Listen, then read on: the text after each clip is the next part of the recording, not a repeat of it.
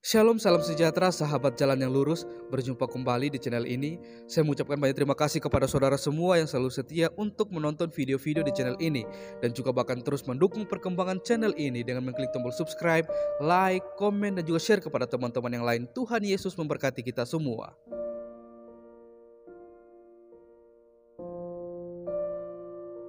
Sahabat jalan yang lurus, di video kali ini kembali lagi kita akan bersama-sama menyaksikan sebuah debat atau juga bisa dibilang diskusi antara Ustadz Suma dan juga Murtadin yang bisa dibilang sangat cerdas. Mengapa saya bilang dia sangat cerdas? Karena dia dengan penuh keyakinan dan penuh kepercayaan diri, bahkan dia bisa mempertanggungjawabkan iman kepercayaan dia kepada Yesus Kristus kepada Ustadz Suma. Walaupun di dalam video tersebut kita akan melihat bagaimana Ustadz Suma mencoba cari celah untuk terus menyerang Murtadin tersebut, akan tetapi kita akan melihat juga bagaimana Murtadin tersebut tetap kuat dan kokoh mempertanggungjawabkan imannya kepada Ustadz Suma, dan juga membuat Ustadz Suma kelabakan untuk mencari celah terhadap Murtadin tersebut. Dan tidak hanya itu saja, akan tetapi di video debat ini atau di video diskusi ini kita akan melihat bagaimana seorang Murtadin yang sangat cerdas ini, dia juga bersaksi tentang pengalaman pribadinya, mengapa dia mengambil keputusan untuk percaya kepada Tuhan Yesus sebagai juru selamatnya secara pribadi. Dan kita akan melihat bagaimana kesaksian pribadinya ini sangat ditolak oleh Ustadz Suma sendiri. Karena Ustadz Suma berpegang pada ayat firman Tuhan yang terus dia perkatakan sebagai sarana untuk mematahkan kesaksian atau pengalaman pribadi seorang Murtadin tersebut ketika dia berjumpa dengan Tuhan Yesus. Sehingga pada akhirnya dia mengambil keputusan untuk sungguh-sungguh beriman dan percaya kepada Tuhan Yesus sebagai Tuhan dan Juru Selamatnya secara pribadi. Maka dari itu mari kita saksikan videonya bersama-sama, dan saya persilakan untuk kita semua memberikan komentar yang positif dan juga saling membangun, bukan saling menyerang satu dengan yang lain. Tuhan Yesus memberkati kita semua. Kami telah mengambil perjanjian di antara mereka, tapi mereka sengaja melupakan sebagian pesan yang telah kami peringatkan kepada mereka.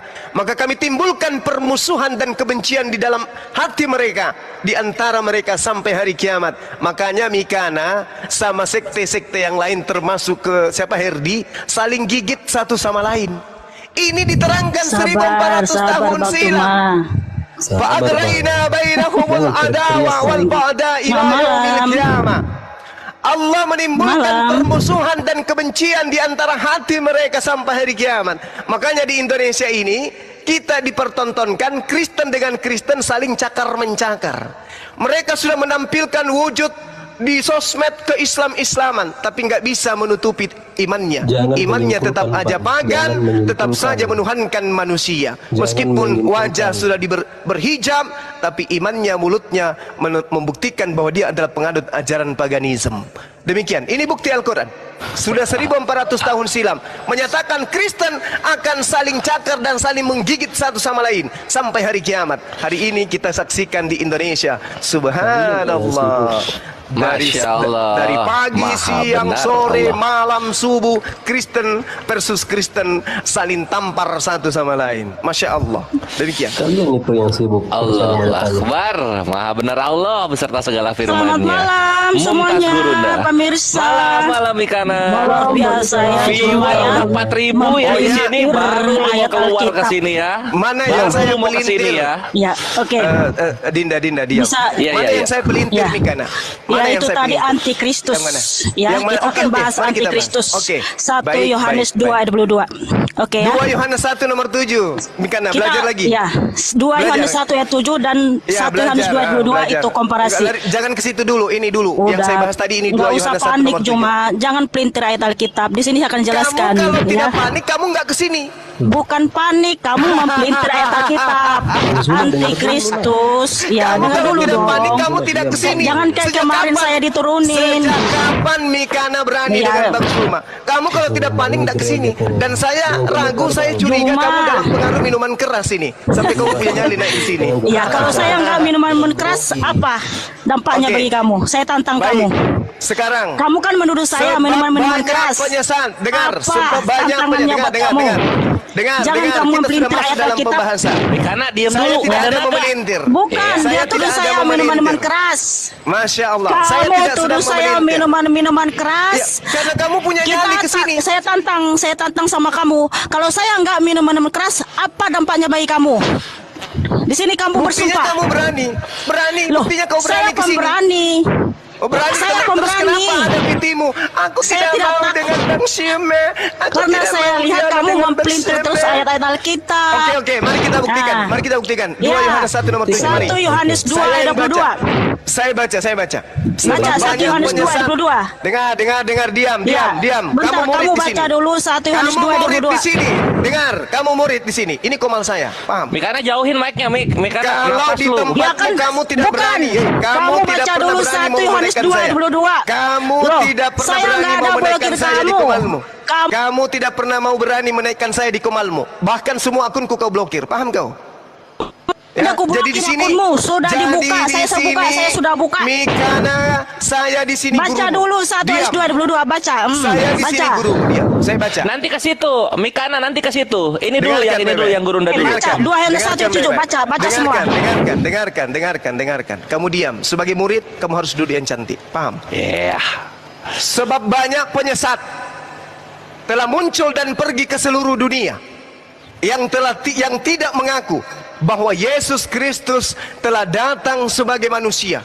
Itu adalah penyesat dan antikristus. Pertanyaan saya, kamu menyembah Yesus karena Yesus kau anggap Siapa manusia? yang datang sebagai manusia? Siapa yang datang sebagai Bukan manusia? begitu poinnya. Sang Firman atau Allah itu sendiri yang datang sebagai manusia. Jadi kamu adalah penyesat kalau kamu tidak percaya bahwa Sang Firman atau Allah itu sendiri yang datang sebagai manusia. Makanya antikristus. Mute-nya mainin dong. Dengarkan. Makanya kamu jangan plesetin siapa yang datang sebagai manusia. Adalah Allah itu sendiri. Allah itu sendiri. Nenekmu kiper. Allah itu sendiri yang datang sebagai manusia. 1 Yohanes 1 ayat 1 sampai 14. Baik, giliran saya bicara. Makanya kalau Saya kamu tanggapi. tidak percaya Saya bahwa tanggapin. Allah itu yang datang Saya sebagai manusia, kamu tanggapin. adalah penyesat. Saya Itu Mikana tanggapin. di mute Saya dong. tanggapin. Saya tanggapin. Oke. Kau Ya, mengatakan siapa yang datang sebagai Oke, saya tanggapin. Saya tahu jawaban Allah pertanyaanmu. itu sendiri yang datang sebagai manusia. Saya paham. Imanmu saya Jangan di paham. mute. Makanya saya biarkan saya jelasin. Kamu pelintir ayat Dengarkan saya Alkitab. timer. Timer Dengarkan dong. saya. Pakai timer. Dengarkan saya. Oke, Dengarkan habis Gurunda saya. ya. Silakan Gurunda. Dengarkan saya, dengar. Sabar Mikana, pegangan. Timer host, biar adil. Dengarkan. Enggak layak. Kamu bukan lawan saya. Kamu Dengarkan. takut kamu Bang Juma. Takut kamu memelintir ayat Alkitab di sini. Dengarkan. Kamu penyesat, antikristus Dengarkan. kamu. Itu dong. Dengarkan. Gitu loh mute-nya loh. Bukan. Dengarkan, Mikana. Biar karena Dengarkan. apa ya? Saya tahu Dengarkan, suara Bang Juma dengarkan. itu Mute, modal keras mute, doang, mute, tapi nggak ada mute. isinya. Atau kita pakai timer 1 menit. Iya. Oke. 1 menit sampai 1 menit. Oke. 1 menit. sip. Bikin timernya. Gitu dong. Gulung oke, kau Gak usah malam takut ini. kau cuma, panik kau cuma. Paulus kau bangkitkan, suruh hadapi saya. Yang memblokir itu Panik yang cuma dah takut. panik kamu. Yang Udah memblokir itu bikin yang timer, takut. bikin timer. Saya nggak ada Yang blokir kamu. memblokir itu yang takut. Saya nggak ada blokir. Saya tidak ada memblokir. Saya nggak ada blokir kau. Udah pakai timer. Nih, Biar timer kubuktikan nih. kalau cuma ini penyesat Dasar. memplesetkan ayat firman Tuhan. Memplesetkan firman Tuhan. Ayo pakai Pas timer. Gurunda udah Oke, 1 menit, 4.000 1 menit baru aja, ke sini loh. Iya, 1 menit, 1 menit ya. 1 menit Maaf. Tunggu. 1 menit. Biar ku buat gila orang ini. Iya. 1 menit.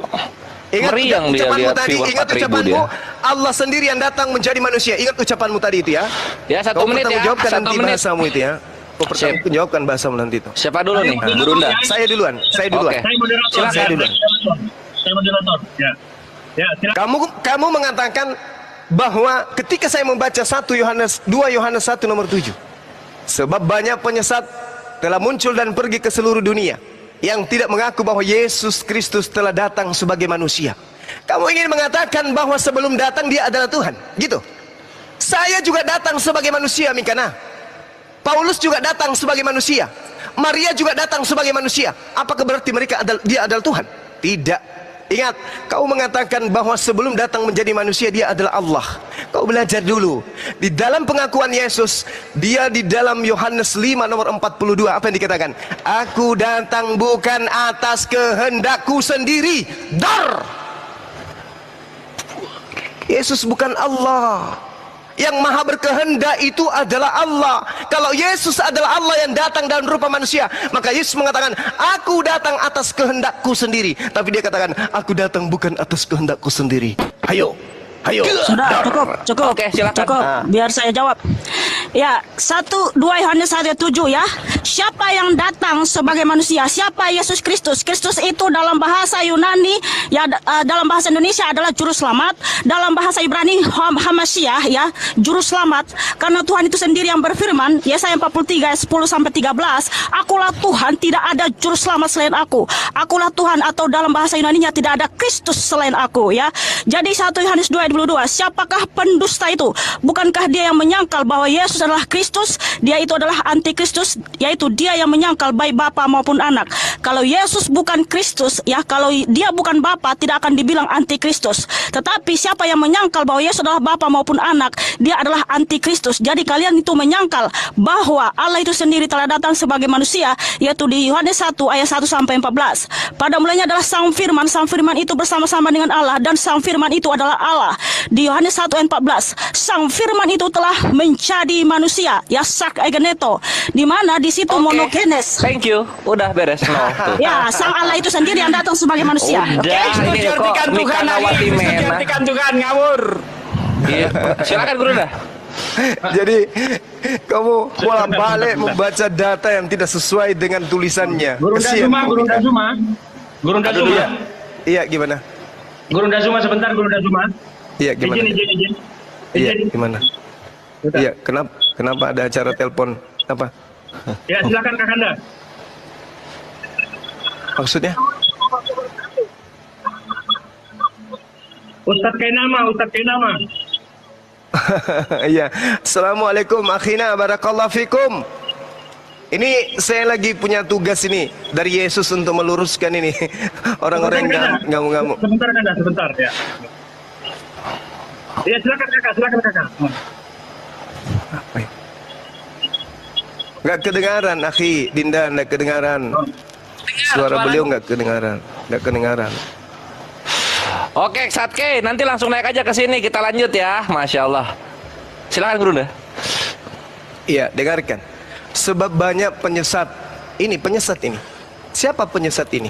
Yang tidak mengaku Yesus datang sebagai manusia. Mau Yesus tadinya itu adalah malaikat, mau Yesus itu tadinya adalah ayam, pohon, EGP. Ini ukuran penyesat itu adalah tidak mengimani Yesus itu datang sebagai manusia. Oke, siapapun dia. Tapi dia sudah mengatakan, aku datang bukan atas kehendakku sendiri. Artinya dia bukan Allah. Yang maha berkehendak itulah Allah. Kalau Yesus itu adalah Allah, maka dia akan mengatakan, aku datang atas kehendakku. Tapi dia mengatakan, aku datang bukan atas kehendakku. Berarti dia bukan Allah. Nah, sekarang pertanyaan saya kepada kamu, Mikana. Kalau kau bukan antikristus, ketika kamu ke gereja, kamu berdoa kepada Yesus itu sebagai manusia atau dia sebagai Tuhan? Jawab itu. Ketika kau gereja, kau berdoa kepada Yesus, Yesus itu sebagai manusia atau sebagai Tuhan? Jawab. Cakep Guru. Nah, silakan Mikano.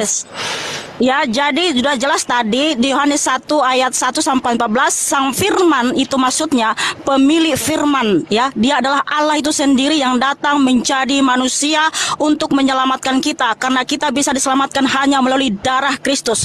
Jadi kalau kamu tidak percaya bahwa dia adalah Allah yang datang dalam rupa manusia, kamu akan mati dalam dosa-dosamu. Tuhan Yesus berfirman, Yohanes 8 ayat 24, kalau kamu tidak percaya bahwa akulah dia, kamu akan mati dalam dosa-dosamu ya. Dia siapa? Adalah Allah itu sendiri, Bapa itu sendiri. Makanya antikristus itu adalah yang menyangkal bahwa Yesus adalah Bapa maupun anak. Kamu akan mati dalam dosa-dosamu ya. Sampai sekarang saya berdoa, dan sampai kapanpun saya akan berdoa di dalam nama Tuhan Yesus, karena Tuhan Yesus memerintahkan Yohanes 16 ayat 26 bahwa kita harus berdoa di dalam namanya, jangan di dalam nama yang lain ya. Kenapa terus menyatakan aku tidak meminta bagimu kepada Bapa, karena dia adalah Bapa itu sendiri. Ketika dia kembali ke surga, dia kembali kepada hakikatnya, karena dia adalah Allah yang maha hadir, Allah yang selalu menyertai kita. Amin, haleluya. Nggak dijawab Gurunda. Yuk, Saya ulang pertanyaan saya. Kita sedang mencari penyesat dan antikristusnya, Mikana. Kamu yang Saya antikristus. Saya Loh, tidak Kalau kamu nggak percaya lari Yesus adalah Bapa kemana-mana. maupun anak, kamu antikristus, penyesat. kenapa nih Jangan motong-motong? nangis. Jangan nangis. Jangan Ulangi nangis. lagi, Jangan Bang, nangis. ulangi. Jangan nangis. Mikana jangan Panas. nangis. Saya tidak nangis, saya justru kasihan sama Mikana, kamu. jangan nangis. Saya kasihan Yang sama kita kamu sedang Juma, cari. di mana kamu selalu menyesatkan banyak umat. Oh ini Kasihan Roh kamu. Kudus menuntun lu untuk motong-motong waktu Coba Gurunda pakai ya. timer. Sekarang kok kamu melanggar, Mikana? Kalau Katanya tidak baca pakai timer, gimana sih lu? Kamu minta Iya, timer. iya. Tadi kan Kasih habis timer, ngomong Bang. juga si Juma Kamu juga minta ngomong. timer. Nggak ada. Sekarang kamu yang menangis. Ini kami hakim Jangan- yang adil di sini. Nggak usah Silakan. panik Juma, nggak usah panik. Saya panik. Saya panik dengan muridku. Mustahil. Dengarkan, Udah, Mikana. Ki, lanjut. Dengarkan. Lanjut. Dengarkan, Mikana. Iya, lanjut, Bang. Di dalam kitabmu sendiri, Mikana, ini yang nulis siapa ya? Jelas sekali dikatakan tentang hakikat Tuhan itu. Dialah satu-satunya yang tidak takluk kepada maut, yang bersemayam dalam terang, yang tak terhampiri, seorang pun tidak pernah melihat dia, dan memang manusia tidak dapat melihat dia. Baginya lah hormat dan kuasa yang kekal. Siapa itu? Yang tidak nampak, yang tidak terhampiri, siapa? Yesus. Nenek lu kiper. Yesus itu manusia biasa. Makanya antikristus itu adalah siapa? Yang tidak mengakui Yesus itu manusia. Dan itu adalah kau, Mikana. Kamu adalah antikristus, kamu adalah penyesat yang tidak mengakui anak Maria itu adalah manusia, yang tidak mengakui Maria melahirkan manusia, yang tidak mengakui adik daripada Yakobus itu adalah manusia. Kamulah orangnya. Kamulah orang yang akan diusir oleh Yesus dalam Matius 7. Sebab antikristus adalah yang tidak mengimani Yesus datang sebagai manusia. Umat Islam semua mengakui Yesus itu adalah datang sebagai manusia, bukan datang sebagai ayam. Belajar lagi. Masya Allah, cakap. Ya, Mikana silakan dijawab. Butuh waktu dong, jangan 1 menit. Enggak perlu. Kenapa Makanya kau takut kuasai Juma? Bible. Makanya Takut kuasai kau? Bible. Makanya kuasai Bible. Kau Juma, Kuasai Bible. kau takut kali si Juma ini loh. Kenapa? Keringetan dong. Mikana Paulus kau gerah panggil ya? ke sini. Pendetamu kau suruh ke sini hadapi Bang Suma. Udah bisa waktu 3 menit. Ini pun tumbang dibikin Bang Zuma. Di dalam telekung lu ini panas ya, gerah ya, gerah dengar argumen Justru Gurunda ya. saya minta 3 menit biar saya jelasin. Apa Ya. yang bisa kau jelaskan? Nggak ada. Tergantung kesempatan Aduh, Gurunda. kenapa kamu Buktikan aja Yesus itu. takut? Buktikan Yesus itu Kenapa bukan kamu manusia. takut Buktikan. Juma? Kenapa kamu takut? Saya bukan jemaatmu, adindaku. Kenapa Saya takut ini kamu? gurumu. Karena Kalau di kamu rumahmu suka kau mempelesetkan bisa. firman Tuhan. Kalau di tempatmu kau bisa nipu-nipu. Kenapa kamu nggak Di berani sini enggak? Juma? Di sini enggak? Kan saya sini di room kau berani. kalian, ini room Kamu muslim. aduh, Yang kamu diomongin datang, Alkitab. kamu Saya di minta mana? waktu 3 menit Pas juga. Kau datang. Karena Kamu apa? datang Supaya dari bisa kuburmu mengimbangi suara sendiri. si Juma. Aku memang sengaja sampai dekat ke mulut supaya bisa mengimbangi suara si Juma. Penyesat itu adalah mereka yang tidak mengimani Yesus datang sebagai Kau manusia. takut Siapa kau itu? Juma. Aku minta waktu 3 menit dong. Masa 1 menit. aku Lu jadi nggak ada bedanya sama seger-seger ya, gitu-gitu bahasanya. Silakan 1 menit. Bukan. Silakan Udah 1 dong menit. 3 menit. 3 menit ya. Silakan 1 menit kau buktikan bahwa Yesus itu bukan manusia. Silakan. Silakan. Mikana 1 menit itu bisa 200 kata loh. Masa lu tidak bisa menjelaskan Yesus dengan 200 kata? Aduh, oke. Ya, mulai ya. Ya, memang betul. Tuhan Yesus Kristus keilahiannya adalah cahaya yang tak terhampiri ya. Karena dia adalah Allah yang tak terhampiri, di mana kemahakuasaannya tidak akan pernah kita bisa lihat. Kalau dia datang dalam rupa keilahiannya, bumi ini hangus ya. Jangankan kamu, bumi ini hangus. Jadi keilahian Tuhan Yesus, kemahakuasaannya, kemuliaannya tidak akan pernah bisa kita lihat. Jadi supaya dia bisa kita lihat, dia datang dalam rupa manusia ya. Jadi antikristus itu adalah Allah itu sendiri yang datang dalam rupa manusia untuk menyelamatkan kita. Kenapa kok kayaknya kejang-kejang ya? Lanjut. Kok takut banget sih? Lanjut. Ya itu saja keilahian Tuhan Yesus tidak akan pernah bisa kita lihat. Jadi supaya kita tidak terbakar, tidak hangus, dia datang dalam rupa manusia. Di akhir zaman juga akan datang sebagai manusia, ya dalam rupa manusia, supaya kamu nggak hangus Juma, tapi kau akan capakan juga ke neraka karena kau adalah antikristus yang menyangkal bahwa Yesus adalah Bapa maupun anak. Haleluya. Jadi Habis. 3 menit itu minta 3 menit untuk dongeng gini doang. Udah, nggak usah kejang-kejang semua. 4.800 denger ya. Bapak-bapak Tadi di Mikana sini bilang pada kejang-kejang. antikristus adalah Tuhan itu sendiri. Recordnya kita tunggu. Silakan Gurunda. Antikristus adalah kau yang menyangkal bahwa Yesus adalah Bapa Lu yang maupun bilang Anak. itu, lu yang bilang. Ya silakan Gurunda. Cuma silakan, Mikana Udah. diam, silakan. Udah diam ya Mikana. Di dalam kitabmu sendiri dikatakan sama seperti Bapa memiliki hidup di dalam dirinya sendiri, begitu juga kemudian Yesus diberikan hidup. Jadi Bapa hidup sendiri, Yesus juga hidup sendiri. Tapi bedanya, Bapa itu maha hidup, Yesus hanya diberikan. Yesus kalau tidak diberikan hidup, mati. Karena di situ ada kata didomi. Yesus itu adalah manusia yang diberikan hidup supaya dia bisa hidup. Kalau dia tidak hidup, mati dia. Nah, sekarang kalau ada orang yang mengakui Yesus itu bukan manusia, dia antikristus. Sekarang saya tanya sama kamu Mikana, ini yang kedua kalinya. Kalau kamu ke gereja berdoa, kamu berdoa kepada Yesus yang manusia itu, yang kau anggap manusia, atau kamu menganggap dia Tuhan? Kau jawab itu. Kamu mengimani Yesus itu Tuhan, atau kamu mengimani dia manusia? Jawab. Thank you. Ya, Mikana ini belum dimulai ya. Lu jawab dulu baru lu jelasin yang lain. Lu jawab dulu itu. Silakan. Oh, boleh gitu ya. Oke, makasih. Jadi kenapa Tuhan menyatakan sama seperti Bapa memiliki hidup ya, begitu juga dengan anak. Itu dia sedang menyamakan dirinya dengan Allah Bapa itu sendiri. Itu sama dengan ketika Tuhan Yesus menyatakan aku dan Bapa adalah satu. Dia mau dilempari orang Yahudi pakai batu karena menyatakan seperti itu, artinya dia adalah Allah itu sendiri ya. Kemudian Yesus adalah Tuhan Allah dan Bapa. 2 Tesalonika 2 ayat 16. Jadi Tuhan Yesus hanya 33 tahun, waktu yang singkat bagi Tuhan, hanya 1 detik sebenarnya bagi Tuhan, karena 1 juta tahun pun hanya 1 menit di hadapan Tuhan Yesus. Dia datang sebagai manusia hanya 33 tahun. Dia kembali kepada hakikatnya, dia adalah Tuhan Allah dan Bapa kita yang sangat baik, yang selalu mengasihi kita. Jadi saya berdoa kepada Tuhan Yesus adalah Allah yang di sorga, karena ketika ada berkumpul atau siapapun yang berseru di dalam nama Tuhan Yesus, dia hadir karena dia adalah Allah yang maha hadir. Haleluya. Oke. Nggak dijawab lagi ya. Gurunda gimana ya Gurunda ya? Ya Udah udah dijawab, lanjut. bilang kau jawab, nggak jawab. Waduh. Gak ada jawabannya. Itu Gak ada jawabannya. amat Gak sih. ada. Gurunda kan nanya, kalau lu berdoa, lu Yesusnya nganggapnya sebagai apa? Itu dijawab, Bre. Nanti Gurunda ngulang. 2 Tesalonika 2 ayat 16, dia Ya, adalah ya udah, Tuhan nanti, Allah nanti. dan Bapa. Kan saya sudah Nanti. jawab, kamu bilang nggak jawab. Ya, saya Gimana berdoa sih gitu kamu ini? dong. Ketika lu berdoa, Ya, lu saya jawabnya berdoa kepada Bapa gitu yang loh. di surga, yaitu Tuhan Yesus. Ya udah ya, kita lanjut ya. Gurunda silakan. Oke, baik. Tadi Anda mengatakan bahwa Yesus itu adalah Tuhan. Berarti sudah ketahuan kan siapa antikristusnya? Udah ketahuan. Ia menganggap Yesus itu Tuhan, itulah antikristus. Kalau Anda mengatakan, oh sekarang dia Tuhan, dulu tidak memang, karena dia melepaskan kodratnya sebagai Tuhan. Baca 1 Korintus 15:24. Kemudian tiba kesudahannya, yaitu bila mana Yesus menyerahkan kerajaan kepada Tuhan Bapa, sesudah Yesus membinasakan segala pemerintahan dan kekuasaan dan kekuatannya. Artinya pada tiba kesudahannya, Yesus akan menyerahkan kerajaan kepada Allah Bapa. Yesus tidak pernah menjadi Tuhan. Kekuasaan diserahkan kembali kepada Allah Bapa. 1 Korintus 15 nomor 24. Kamu sudah tahu dirimu antikristus, karena kamu mengimani manusia ini sebagai Tuhan. Penyesat itu adalah mereka yang tidak mengimani Yesus datang sebagai manusia, dan ternyata kamu mengimaninya sebagai Tuhan. Kamu antikristus.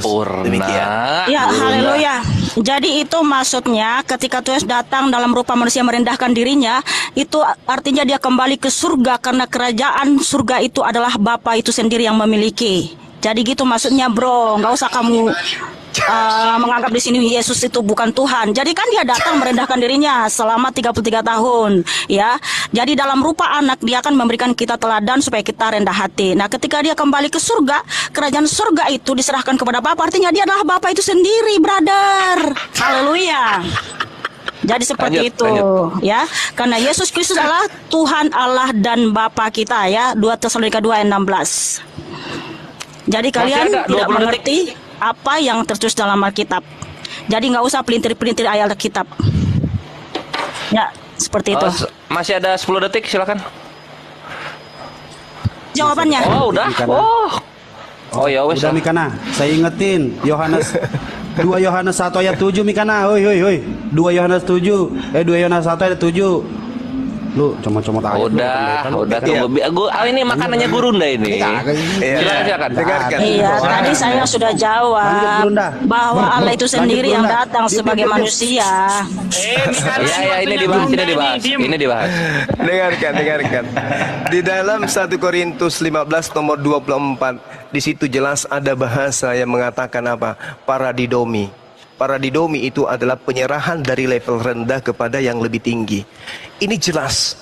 Kemudian tiba kesudahannya bila mana Yesus menyerahkan di paradidomi kerajaan kepada Allah Bapa sesudah ia membinasakan segala pemerintahan, kekuasaan dan kekuatan. Yesus menyerahkan kekuasaan kepada Allah Bapa. Sementara ketika dia di bumi, dia berdoa kepada pribadi yang lain. Siapa pribadi yang lain itu? Bapa yang ada di surga, dia ada di bumi. Begitu dia kembali, dia serahkan semua penghakim kekuasaan. Di dalam Yohanes 5 nomor 27, dia diberi kuasa untuk menghakimi sebab dia anak manusia. Kuasa menghakimi itu dikembalikan kepada yang empunya.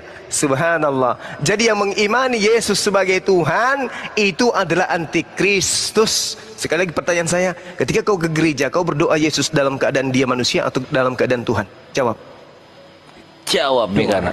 Selamat datang di kebenaran. Ini yang ketiga kali loh, belum dijawab-jawab loh. Ya, jadi di situ maksudnya ya. Berarti kalau kamu mengatakan bahwa Yesus itu bukan Allah, siapa dia kok menyerahkan kekuasaan itu kepada Allah Bapa? Harusnya kan harusnya yang maha kuasa itu dong yang menyerahkan kekuasaan. Tapi siapa tuh harus kok dia menyerahkan kemahakuasaan itu kepada Allah Bapa? Oi, 30 detik. Lanjut. Ya, udah nggak usah dilanjut itu. Oh ya wes. Oke. Karena Yesus Kristus adalah Udah bingung. Allah Bapa itu sendiri. Oke, baik. Udah bingung mau ngapain? Dengarkan Mikana, dengarkan. Saya hargai jawabanmu karena memang kamu antikristus. Kisah Para Rasul 2 nomor 22. Hai orang-orang Israel, kamu tidak dipanggil di sini Mikana karena kamu antikristus. Ini orang Israel yang dipanggil.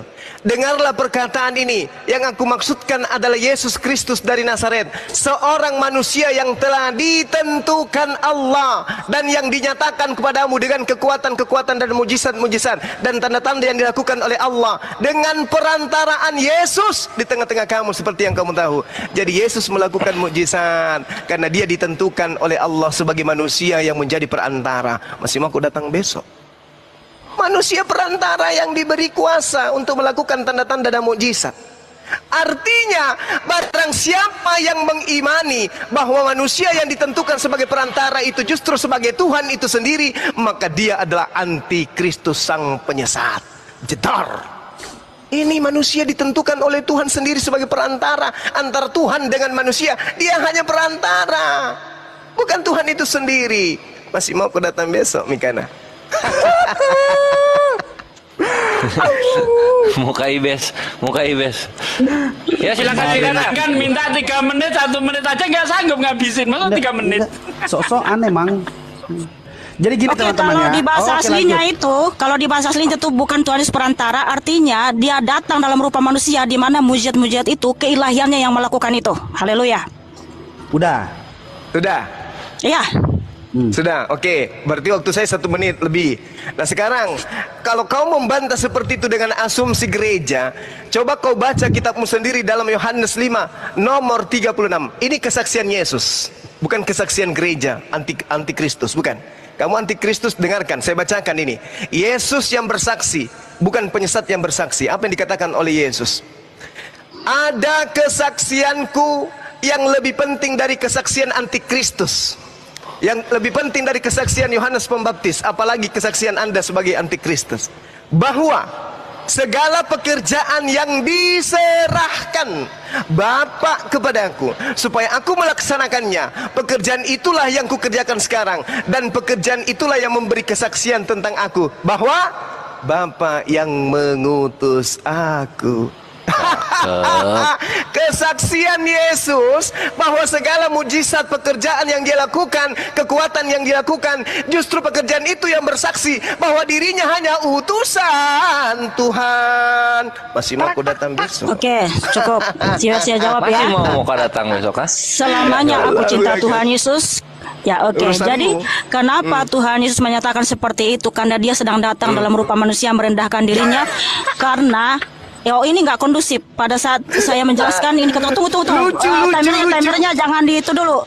Timernya jangan dilanjutin. Bentar. Gua reset. Teman-teman, kelihatan banget ya kalau si Juma ini dia itu kepanasan pada saat saya. Bukan lu lucu. Hargai dong, masa kamu kayak ibu-ibu. Bentar, kamu sabar. Orang lagi menjelaskan, ketawa-ketawa. Aduh, nggak usah kejang-kejang Juma. Justru yang kamu lakukan ini semakin banyak jiwa-jiwa datang kepada Tuhan Yesus ya. Haleluya. Ini seminggu udah 25 orang syahadat di room ini loh. Aduh, udah, nggak usah kamu framing, nggak usah kamu standar ganda di sini. Ya, makin banyak jiwa-jiwa yang datang kepada Tuhan Yesus. Makanya si Juma ini sampai dia berusaha mempersetkan firman Tuhan ya. Oke, jadi saya jawab yang tadi. Nah, kalau Bapa menyerahkan ya kepada Tuhan Yesus, berarti Bapa nggak bisa, seakan-akan Bapa nggak bisa melakukan pekerjaan itu. Di situ artinya bahwa dia adalah Bapa itu sendiri yang datang dalam rupa manusia, di mana dia adalah dia menyamakan dirinya dengan Allah itu sendiri ya. Makanya kalau kita baca di ayat selanjutnya, di situ Tuhan Yesus menyatakan kepada ahli-ahli Taurat, kamu menyelidiki kitab-kitab suci untuk mendapatkan hidup kekal, tapi kamu nggak mau datang mendapatkan hidup kekal itu kepadaku, karena kitab suci itu menceritakan atau menuliskan tentang Tuhan Yesus, karena Tuhan Yesus adalah Yahweh itu sendiri yang memberikan hidup kekal kepada umat manusia. Tapi si Juma dan si di sini mengeraskan hati, tidak mau mendapatkan hidup kekal itu. Makanya kalian akan mati dalam dosa-dosa kalian karena kalian tidak percaya bahwa Yesus adalah Bapa yang datang dalam rupa manusia.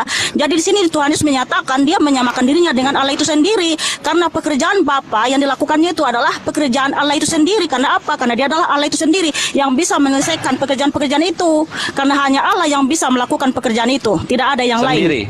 Oke, siap ya. Haleluya. Sendiri disebutkan 17 kali dalam 1 menit. Silakan Gurunda. Allahu Akbar. Jadi Tuhan yang benar di dalam 2 Tawarik 6:18 dan juga 1 Raja-Raja 8:27 mengatakan, benarkah Allah hendak datang diam bersama dengan manusia di atas muka bumi? Dijawab sendiri, sesungguhnya langit, bahkan langit yang mengatasi segala langit pun tidak dapat memuat engkau, apalagi rumah ini, apalagi rahim Maria, apalagi kandang binatang. Enak aja tuh menganggap Tuhan datang dari manusia. Ilmu dari mana itu? Di dalam Yohanes 8, Yesus mengatakan, aku tidak menghakimi seorang pun, dan kalaupun aku menghakimi, penghakimanku itu betul, karena aku tidak seorang diri, sebab aku bersama dengan Bapa. Bukankah dalam kitab Tauratmu dikatakan 2 saksi sudah lebih, sudah sah. Dua saksi sudah sah. Akulah yang bersaksi tentang diriku, dan Bapa yang bersaksi tentang aku. Berapa saksi? 2. Berapa hakikat di sana? 2. Berapa pribadi di sana? 2. Di mana kau katakan 1? Ini Yesus yang mengatakan. Jadi antikristus itu adalah Mikana. Lanjut. Ya, kenapa Tuhan menyatakan seperti itu? Supaya orang Yahudi percaya bahwa dia adalah Allah yang datang dalam rupa manusia. Karena Tuhan itu sendiri yang berjanji bahwa dia akan datang ya sebagai manusia untuk menjadi juru selamat bagi kita. Di mana nubuatan itu di Yesaya 9 ayat 6, bahwa seorang putra telah lahir bagi kita, lambang pemerintahan ada di atas bahunya, namanya disebut Penasihat yang ajaib, Allah yang perkasa, Bapa yang kekal, Raja damai. Jadi kalau Tuhan itu datang dalam keadaan keilahiannya, jangankan kamu Juma atau semua kalian di sini yang hangus, bumi ini aja hangus. Tetapi supaya bumi tidak hangus, dia datang dalam rupa manusia. Makanya di Yohanes 1 ayat 14, Sang Firman atau pemilik firman atau Allah itu sendiri datang menjadi daging dalam rupa manusia, supaya rahim Bunda Maria bisa menampungnya, atau supaya dia bisa bersama-sama dengan kita. Karena Tuhan Yesus itu adalah juru selamat satu-satunya, dan tidak ada yang bisa datang ke surga tanpa melalui Tuhan Yesus, yaitu di Yohanes 14 ayat 6. Haleluya, terpujilah Tuhan Yesus, Allah yang maha besar. Segede apa tuh rahim Maria tuh? Bisa nampung Tuhan. Sekarang pertanyaan pertama kamu tidak jawab. Sebagai antikristus saya ingin uji kamu. Di dalam kitabmu dikatakan, hari ini telah lahir bagimu, sebagaimana yang kamu baca tadi, yaitu Kristus, Tuhan di kota Daud. Yang lahir ini Tuhan atau apa? Mikana, jawab. Tuhan yang datang dalam rupa manusia. Mana dalilnya? Mana dalilnya? Yohanes 1 ayat 14, Sang Firman atau pemilik firman Allah itu sendiri menjadi daging, datang dalam rupa manusia. Kenapa dia mengatakan aku datang bukan atas kehendakku sendiri, kalau dia sendiri yang datang? Supaya orang Israel percaya bahwa dia adalah Bapa yang datang dalam rupa manusia. Makanya Tuhan berfirman, Yohanes 8 ayat 24, kalau kamu tidak percaya bahwa akulah dia, kamu akan mati dalam dosa-dosamu. Dia pencipta atau dia Mesias? Dia adalah pencipta langit dan bumi, tidak ada yang mendampingi dia. Yesaya 44 ayat 24. Mana dalilnya Yesus pencipta langit dan bumi? Yohanes 1 ayat 1, Yesus Kristus adalah Sang Firman, pemilik firman, Sang Logos Allah itu sendiri. Makanya segala sesuatu dijadikan oleh dia, tanpa dia tidak ada sesuatu pun yang jadi. Yesaya 44 ayat 24, Tuhan Yesuslah yang menciptakan manusia, yang membentuk manusia. Itu kata siapa dalam Yohanes yang kamu baca barusan? Kejadian sampai Wahyu adalah firman Allah yang Maha Kudus, yang diilhamkan melalui Roh Kudus yang dikasih. Itu kitabnya Yahudi. Yang saya tanya dalam Yohanes 2 yang kau sebutkan tadi, siapa yang mengatakan? Siapa yang mengatakan bahwa Yesus itu dalam dia? Yohanes itu orang Yahudi. Yohanes itu orang Yahudi. Siapa yang mengatakan di dalam dialah segala sesuatu diciptakan? Siapa mengatakan begitu? Itu firman Tuhan Yesus kepada Rasul Yohanes, kepada rasul-rasulnya. Inilah yang saya katakan, kami itu antikristus. Yesus tidak pernah mengatakan usah itu. panik. Kamu jangan jadi penipu di sini. Kamu yang penipu, kamu memplesetkan firman Tuhan cuma. Kamu yang memplesetkan. Kejadian sampai Wahyu itu firman Tuhan Yesus. Karena segala tulisan yang diilhamkan bermanfaat untuk mengajar, untuk menegur kesalahan, untuk memperbaiki hidupmu. Jadi kejadian sampai Wahyu itu adalah firman Tuhan Yesus yang Maha Kudus. Ya ampun. Ya ampun, ya ampun, ya ampun. Ya ampun, ya Allah. Sudahlah Juma, bertobatlah kau Juma. Sekarang saya ulang lagi. Yesus datang sebagai manusia atau datang sebagai Tuhan? Datang menjadi manusia, datang dalam rupa manusia. Saya sudah jelaskan Juma dari tadi. Kalau dia datang dalam keilahiannya, jangankan kamu yang hangus, bumi ini hangus. Juru selamat, yaitu Tuhan. Tuhan atau manusia? Tuhan atau manusia? Tuhan yang datang dalam rupa manusia. Mana di dalilnya bahwa Tuhan tadi saya sudah jawab Yohanes 1 ayat 14. Mana dalilnya? Oke, saya baca ya. Tuhan datang dalam rupa manusia. Baca. Mana? Ya. Dan Sang Firman itu telah menjadi daging. Sang Firman itu siapa? Allah itu sendiri. Di mana dituliskan Sang Firman? Pemilik itu sendiri. Saya tanya, di mana tertulis Sang Firman? Tidak dikatakan Sang Firman. Di situ hanya dikatakan Firman. Dalam bahasa aslinya hologos, Sang Firman. Iya, dikatakan hologos, tetapi kalau dikatakan hologos itu adalah Yesus itu sendiri. Oh, itu Sang. Dengar. Kalau dikatakan bahwa dia adalah Sang Firman itu sendiri, kenapa Yesus masih menerima firman? Di situ kita harus lihat dulu bahasa aslinya adalah remata. Remata itu kehendak. Karena kehendak Allah itu telah dinyatakan kepada semua manusia bahwa keselamatan hanya di dalam Tuhan Yesus. Ini yang disebut Sang Firman adalah Dia yang Maha berkehendak, betul? Sang Firman adalah Tuhan Yesus. Saya tanya, yang disebut Sang Firman adalah Dia yang Maha berkehendak, betul? Ya, betul, Dialah Tuhan Yesus. Nah, yang datang menjadi manusia adalah Sang yang berkehendak, betul? Ya, Sang Firman itu sendiri. Ya, oke. Kenapa Yesus dia mengatakan, aku tidak dapat berbuat apa-apa dari diriku sendiri? Bukankah Dia adalah Sang Firman? Karena ketika itu dia datang dalam rupa manusia, hukum yang sudah ditetapkan, dia tidak boleh melanggarnya. Jadi manusia ini kan Sang Firman, betul? Sang Firman yang telah datang menjadi manusia. Ketika dia menjadi manusia, dia tidak bisa melanggar hukumnya yang telah dia tetapkan dari Kejadian sampai Maleakhi. Sang Firman, dengarkan penyesat. Kenapa Sang Firman tidak dapat berbuat apa-apa dari dirinya sendiri? Karena dia datang dalam rupa manusia, dia tidak boleh melanggar ketetapan yang dia buat di Kejadian sampai Maleakhi. Katanya dia Sang Firman. Kenapa dia tidak bisa berbuat apa-apa dari dirinya sendiri? Karena Kejadian sampai Wahyu adalah hukum Tuhan Yesus yang sudah ditetapkan. Ketika dia datang dalam rupa manusia, dia harus taat dalam rupa anak. Supaya kita mencontoh teladan Tuhan Yesus, bahwa kita harus taat seperti Tuhan Yesus Kristus. Dengarkan saya. Ketika kamu mengatakan yang datang sebagai manusia itu adalah Sang Firman, Sang Firman dalam keadaan manusia, apakah masih ada Sang Firman dalam keadaan lain? Sang Firman atau keilahian Tuhan Yesus melingkupi segala sesuatu. Di mana dalilnya keilahian Yesus? Tentang keilahian Yesus tertulis di mana? Ya makanya ketika ada peristiwa baptis, kenapa ada dari surga, kenapa ada Roh Kudus dalam berupa merpati? Karena keilahian Tuhan Yesus tidak terbatas, Dia adalah Allah yang maha hadir. Antikristus, dari tadi kamu menarasikan Yesus itu adalah Tuhan, sementara Yesus itu datang sebagai manusia. Kamu menarasikan Dia Tuhan. Di mana sisi keilahian Yesus yang pernah Yesus ajarkan? Di mana? Keilahiannya melingkupi segala sesuatu, ada di surga, ada di bumi, ada di mana-mana. Di mana dalilnya Yesus mengakui itu? Tuhan Yesus berfirman di Yohanes.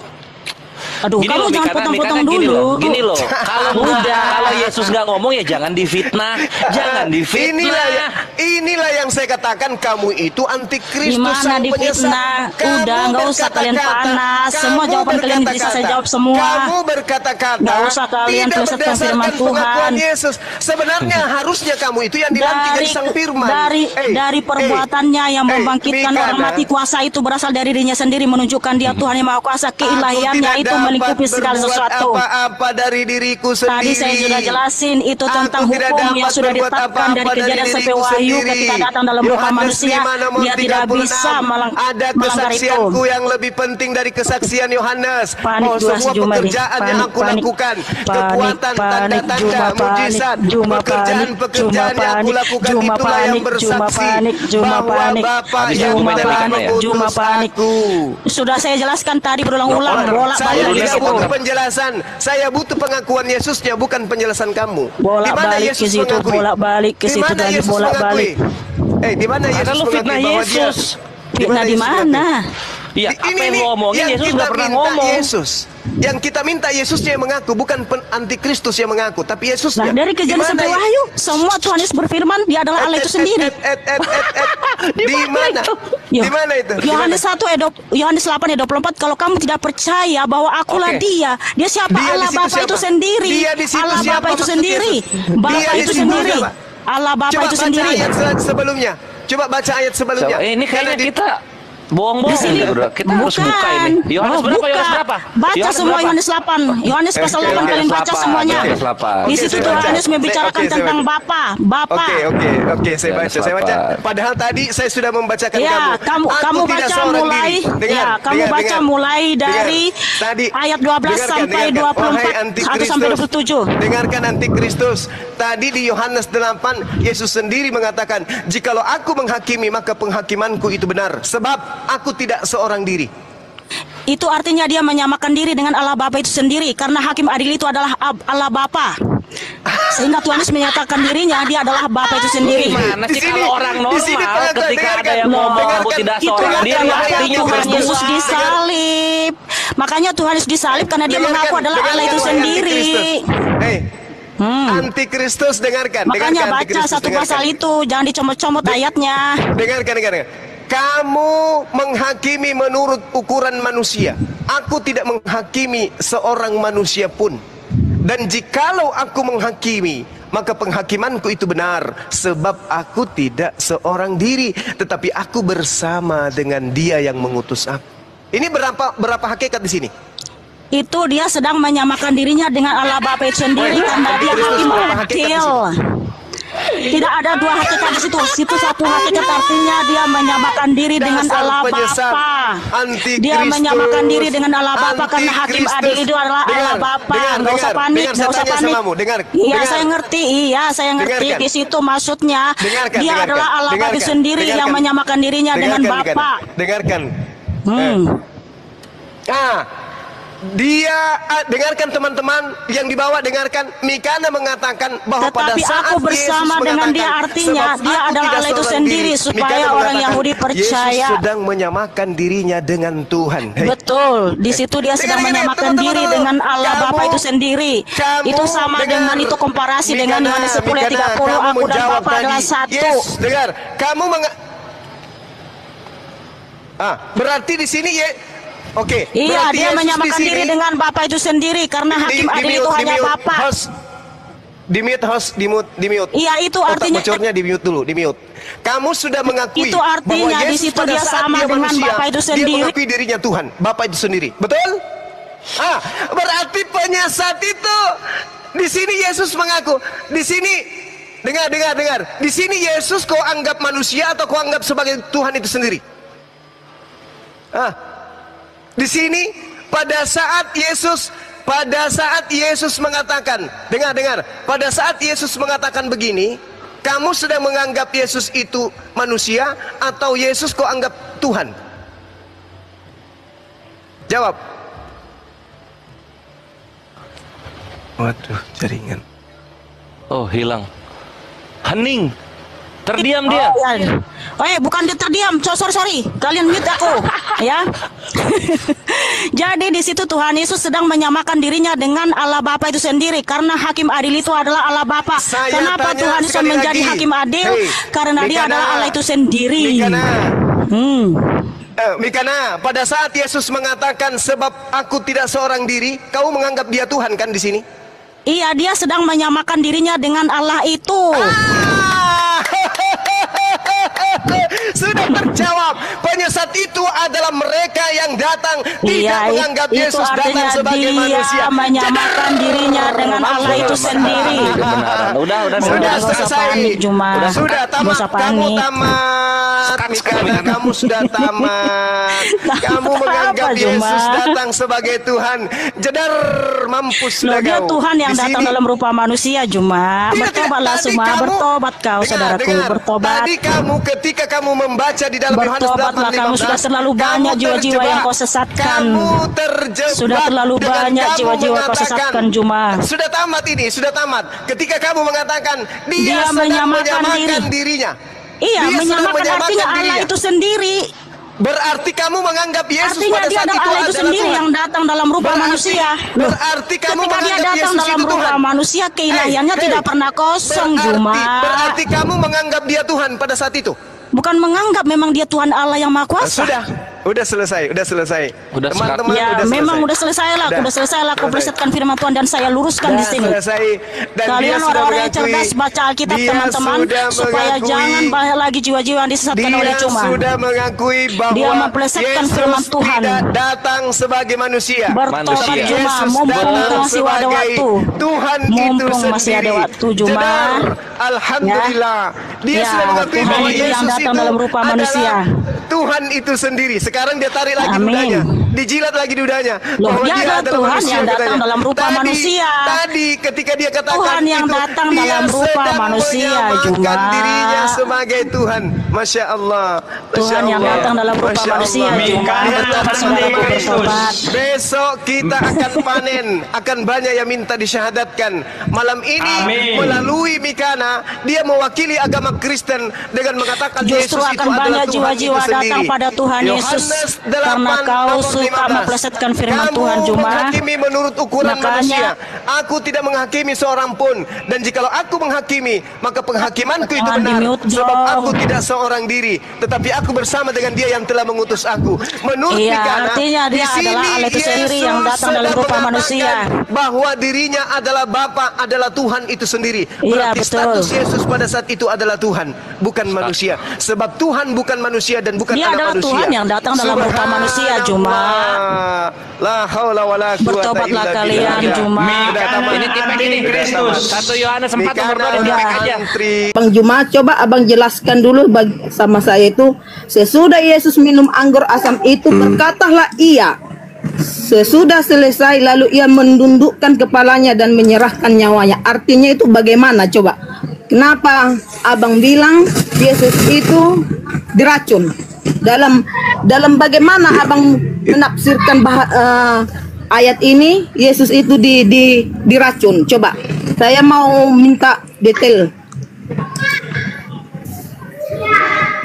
Ya. Bagaimana?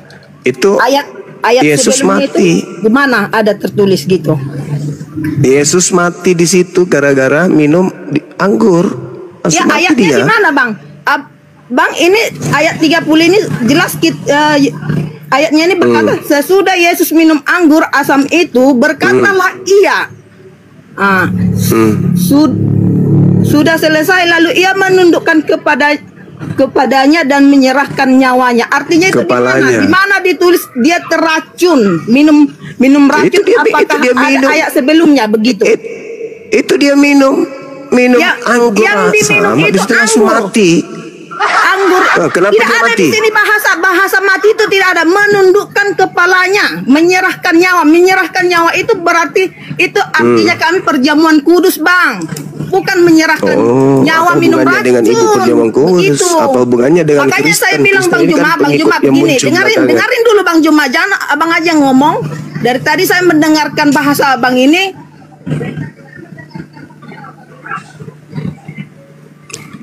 Ya, silakan Bu. Lanjut. Silakan Anda menyembah Tuhan yang mati diracun, silakan. Nggak ada yang melarang kok, silakan Anda sembah korban racun, nggak masalah pun kami. Saya hanya mau menolong Anda untuk keluar dari kesesatan itu. Iya, saya juga mau untuk keluar juga. Halo. Dari dari Silakan. penyembahan mata. Silakan, Anda mau bela diri Anda, silakan. Gimana ceritanya? Sementara Yesus yang betul mengatakan, aku tidak akan minum anggur lagi selain nanti di kerajaan Allah, kan gitu.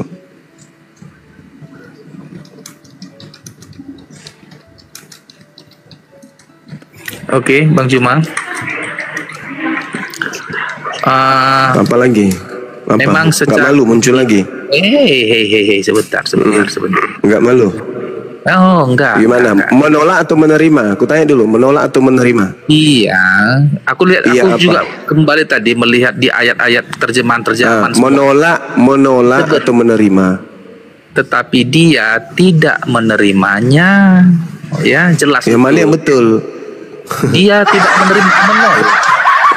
Original teksnya jelas mengatakan di situ menerima kok menolak.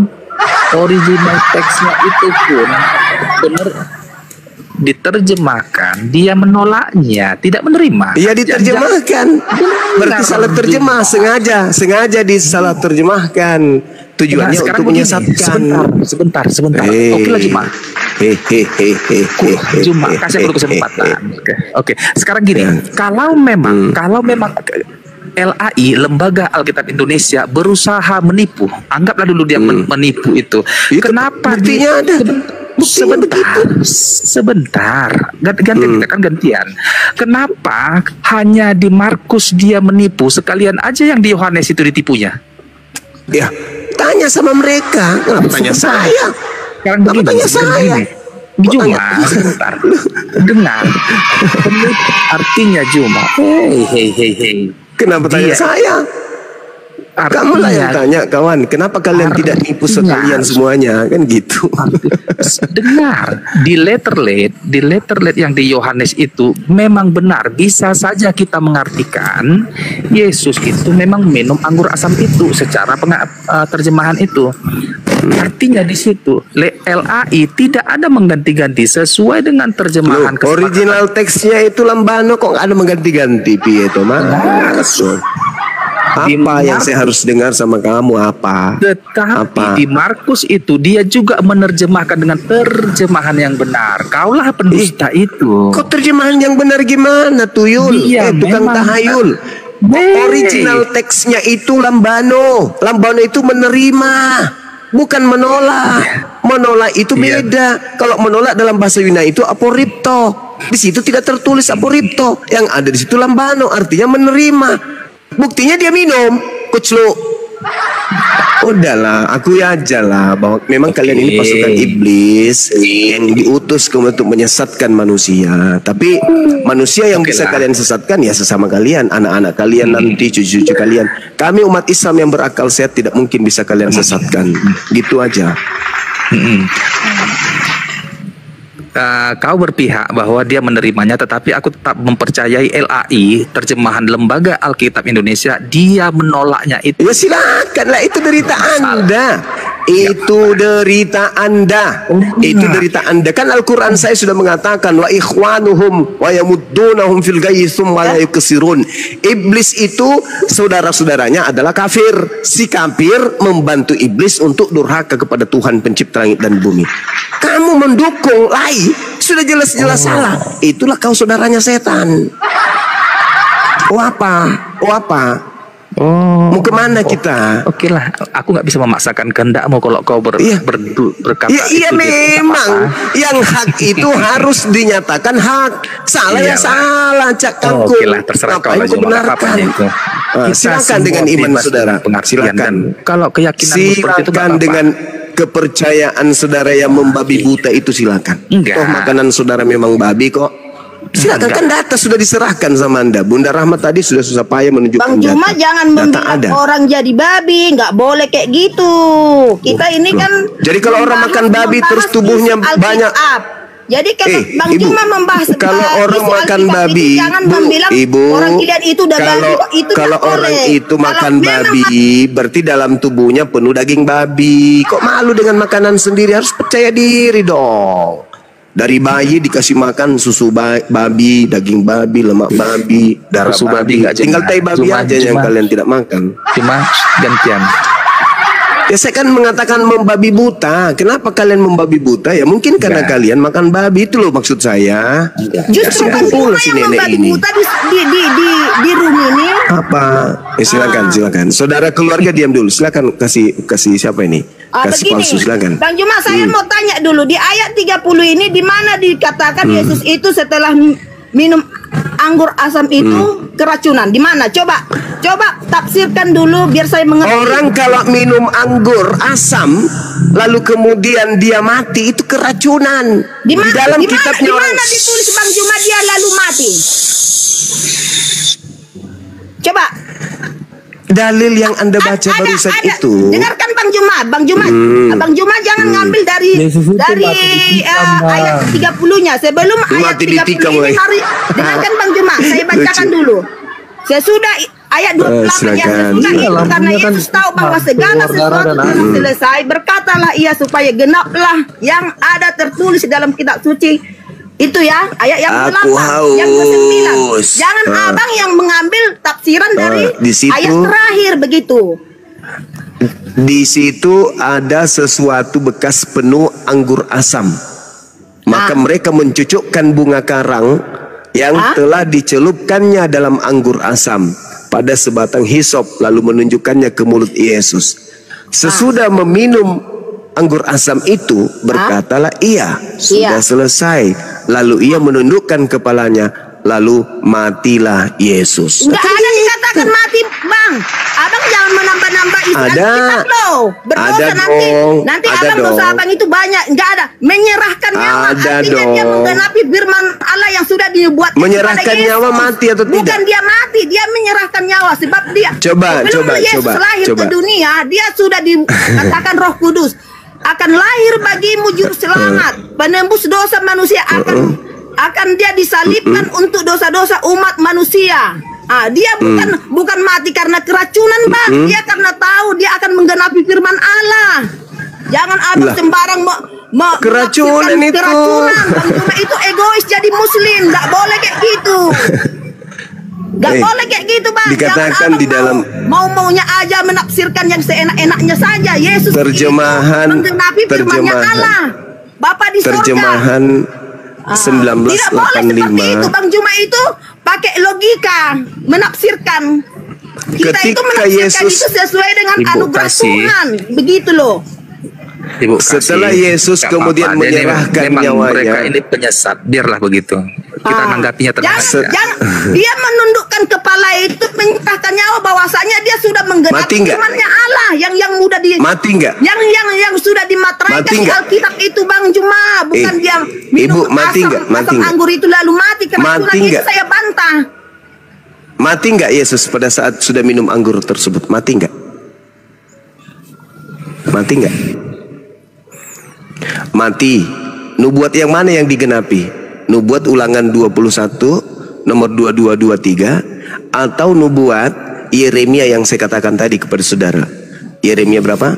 23:15. Yang mana yang Yesus genapi? Kalau dia menggenapi Yeremia 23:15 berarti anggur, keracunan anggur. Kalau dia menggenapi kemudian Ulangan 21 2223 sebagaimana Galatia 3 nomor 13 berarti dia mati disalib, digantung. Yang digenapi Yesus yang mana? Yeremia 23 mati diracun atau Ulangan 21 mati digantung? Yang mana yang Yesus genapi? Tinggal Anda pilih. Data yang menyediakan itu. Terserah saudara mau pilih yang mana. Yesus menggenapi nubuatan mati diracun, atau Yesus menggenapi nubuatan mati dikutuk. Ayo. Halo saudara kasih putri. Sedangkan kalau Anda belajar Matius 26 nomor 29, Lukas 22 nomor 18, Yesus sudah berjanji, sabar. Aku Yesus tidak minum anggur lagi selain nanti di kerajaan Allah. Berarti yang minum anggur tadi di atas pohon ini siapa?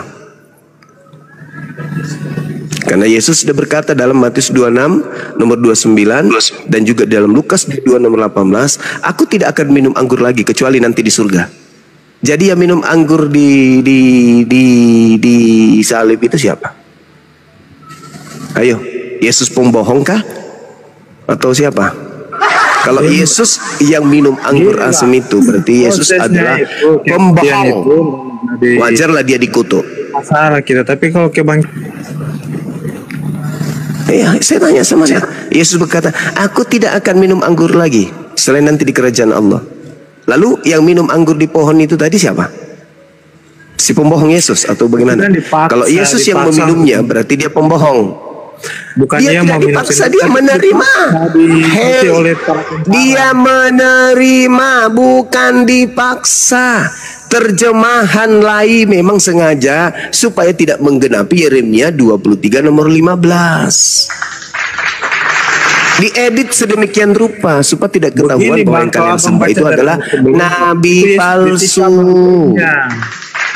Tidak ada mati ditikam lambung, nggak ada.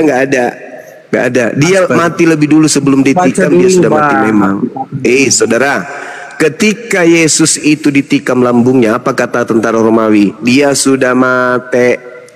Makanya dia tidak dipatahkan tulang kakinya. Karena dia sudah mati. Mati karena apa? Karena anggur asam. Ditikam lambungnya, air dan darah ditikam itu. Ditikam lambungnya itu, andai saja dia masih hidup di situ, maka dipatahkan kakinya. Faktanya tidak dipatahkan. Artinya pada saat ditikam lambung, orang Romawi mengatakan dia sudah mati. Nah, kalau Anda mengatakan dia mati karena ditusuk, lambung, berarti Yohanes 19 dusta. Karena di situ dia mengatakan maka matilah dia. Terjemahan 2014. Mana yang betul? Mana yang betul?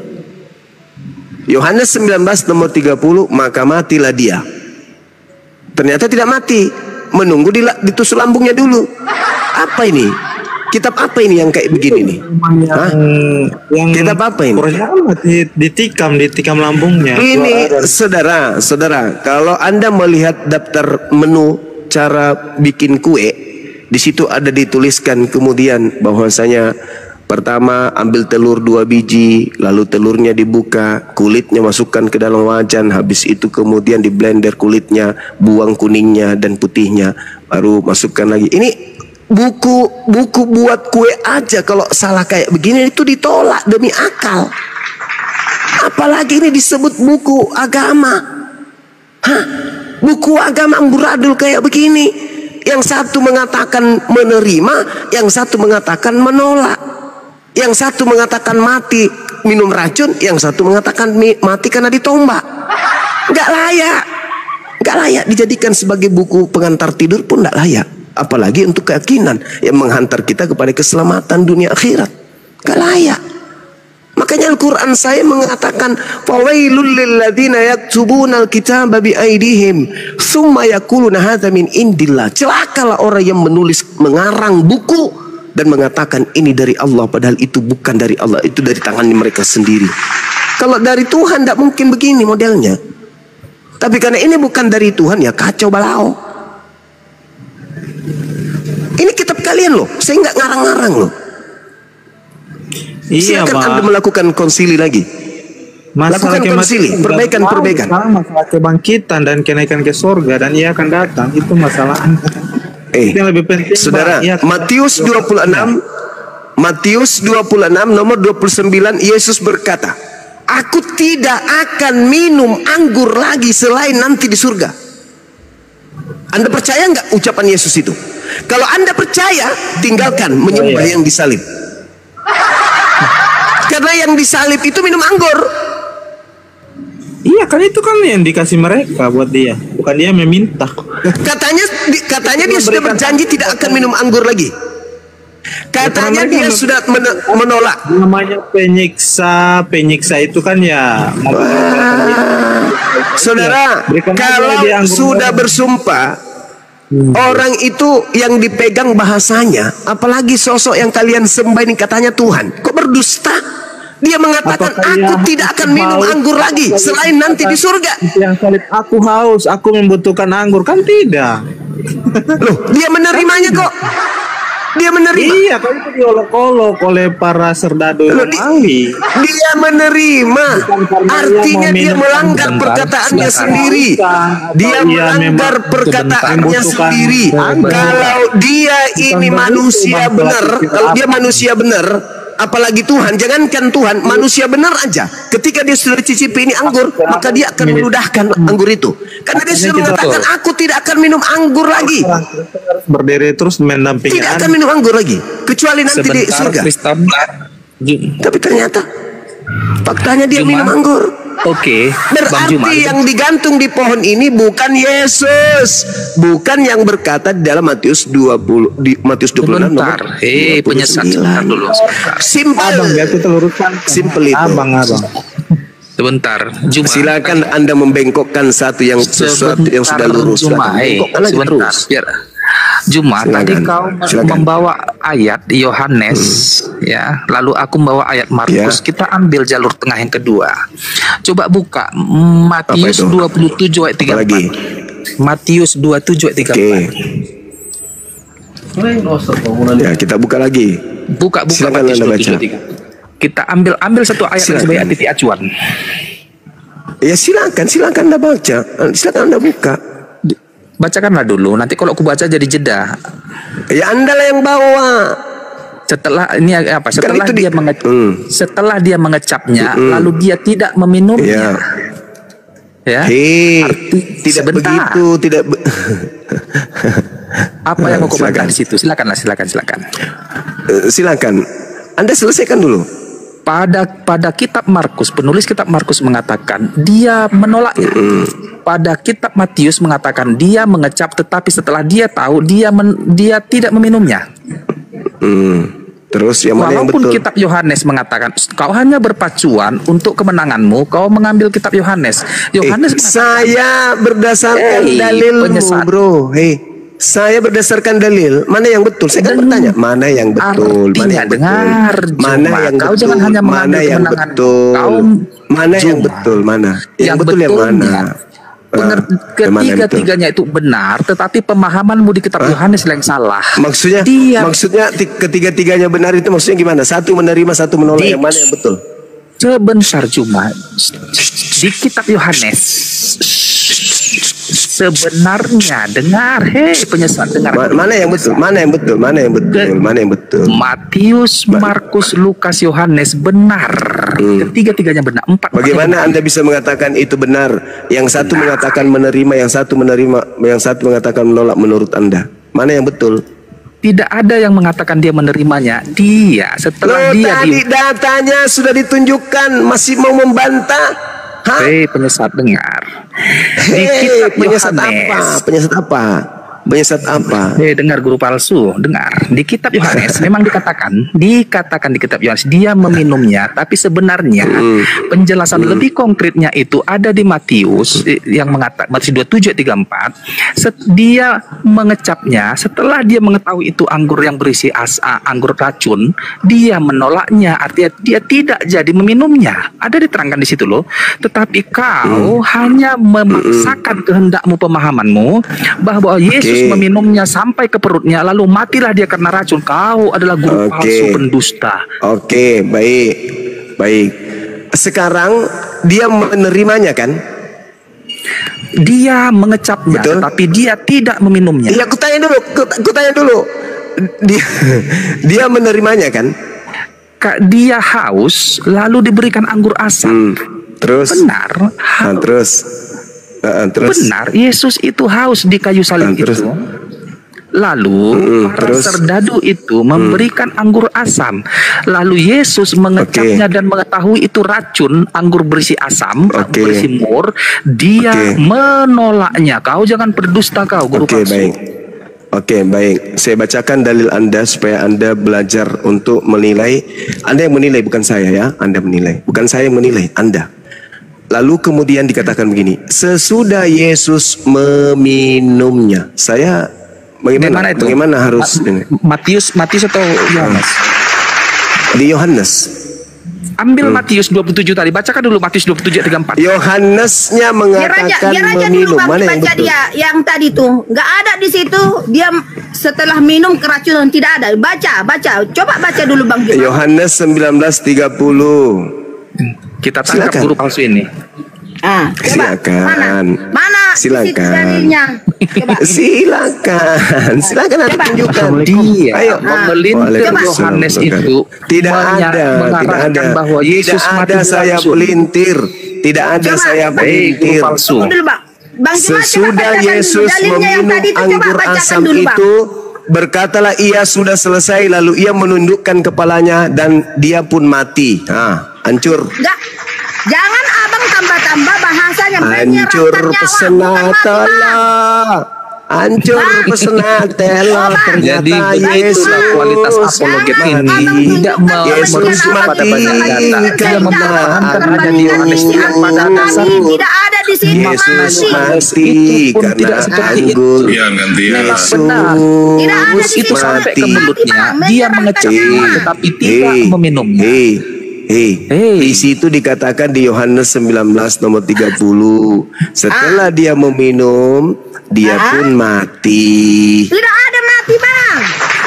Ya, menyerahkan nyawa. Menyerahkan nyawa itu apa? Menyerahkan nyawa itu maksudnya. Udah. Ibu Dinda Alfi. Kita ganti topik yang lain. Minta tolong kita bisa memaksakan si Juma untuk apa? Untuk dia tetap bertahan pada argumennya. Tidak ada. Silakan kita lihat. Bahasanya menyerahkan nyawa, menyerahkan nyawa, boleh dicek bentar Bang, sehingga dia menyerahkan nyawa. Tidak ada di situ perkataan mati. Ya, jangan dipelintir bahasa-bahasa Alkitab kami itu Bang. Tidak boleh, itu tidak boleh. Apa isinya, apa adanya itulah dibacakan.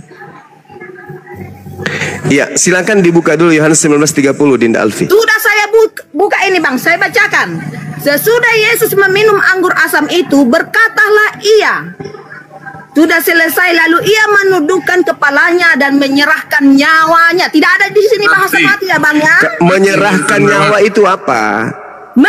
Artinya begini Bang Juma, kasih saya kesempatan menerangkan sama silakan. umat muslim ini. Yesus itu sebelum dia lahir ke dunia ini, dia sudah dibuatkan harus mati di kayu salib oleh karena dosa-dosa umat manusia, bukan Kristen aja. Semua umat, mau Islam mau apapun itu, termasuk Bang Juma juga. Udah. Lalu dia di akhir dia detik-detik dia mau tahu diserahkan oleh pengikutnya adalah perjamuan kudus. Perjamuan kudus yang akan dimateraikan bagi setiap umat manusia, bahwasanya dia itu mati untuk dosa-dosa umat manusia, bukan dia keracunan mati atau ditombak perutnya, bukan. Dia diserahkan sekarang kalau dia menyerahkan rohnya, bukan keracunan dia matinya. Menyerahkan nyawanya itu apa namanya? Menyerahkan nyawanya itu apa namanya? Dia untuk menebus dosa kita Bang Juma. Iya, bukan kewajiban tuyul. Saya tanya, menyerahkan nyawa itu mati atau apa? Matinya itu, menyerahkan nyawa itu untuk disalibkan, bukan untuk diracun Bang Juma. Saya tidak mau tahu itu untuk apa. Saya nggak mau tahu itu. Saya tidak mau tahu itu apa. Dengarin dulu saya. Menyerahkan nyawanya tadi itu untuk disalibkan, bukan untuk diracuni Bang Juma. Itu yang saya baca dari Anda. Menyerahkan nyawa itu mati atau tidak? Mati, menyerahkan nyawa disalibkan, bukan keracunan Bang Juma. Bang Juma itu pakai akal dong. Terjemahan TSI 2014 mengatakan dia pun mati. Ya, dia mati disalibkan disalibkan karena dosa umat setiap manusia, bukan karena nggak ada di sini tertulis untuk Kristen aja, bukan umat, bagi umat yang berdosa. Kalau Bang Juma merasa benar tidak ada dosa, berarti Abang Juma nggak termasuk ditebus oleh Tuhan kami, begitu loh. Di mana dalilnya di kitabnya Yahudi yang kalian rampok, dosa ditebus dengan darah manusia? Di mana tertulis? Tidak ada darah manusia, darah Yesus. Darahnya Yesus darah kambing. Darahnya Yesus darah kambing, bukan darah manusia. Yesus itu Tuhan kami, bukan kambing. Apalagi darah Tuhan. Coba. Di mana di kitabnya Yahudi nebus dosa pakai darah manusia, di mana? Nah, itu Bunda Rama sudah tunjukkan tuh, dia pun mati. Nah ya. Oke, nah sekarang PR-mu tunjukkan di mana kitabnya Yahudi. Kalian kan mengatakan penerus Yahudi. Nah, di mana di kitabnya Yahudi dosa ditebus menggunakan darah manusia? Silakan.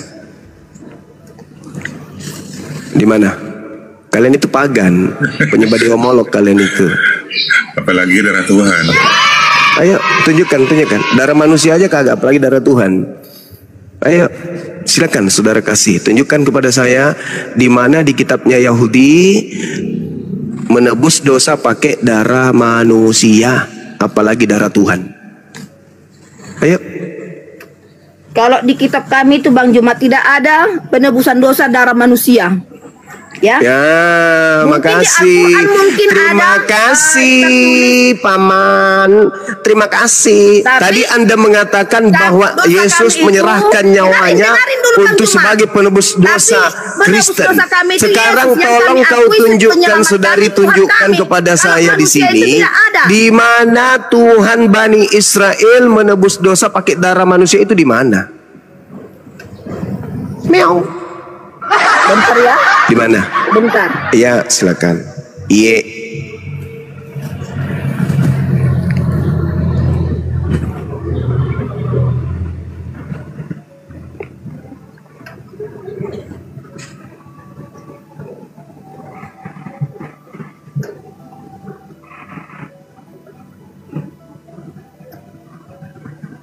Dengarkan Bang Juma.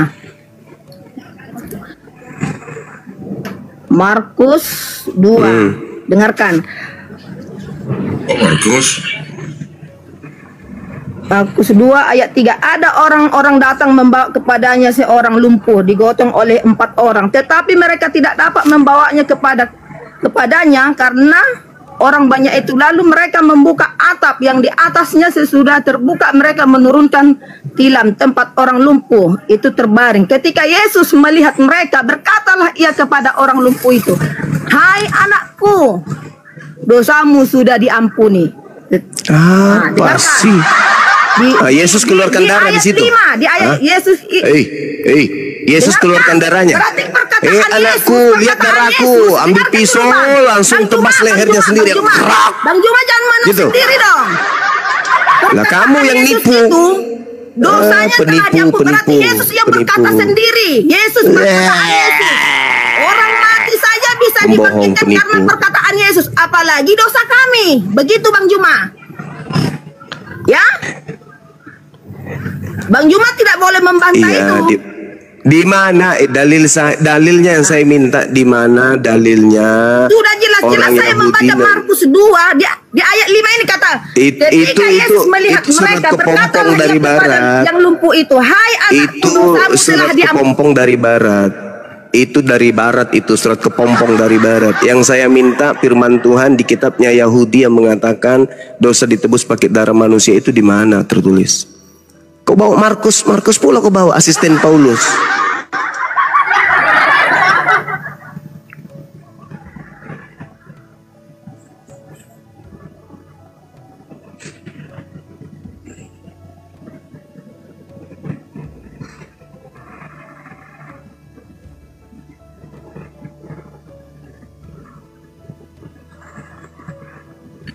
Macet.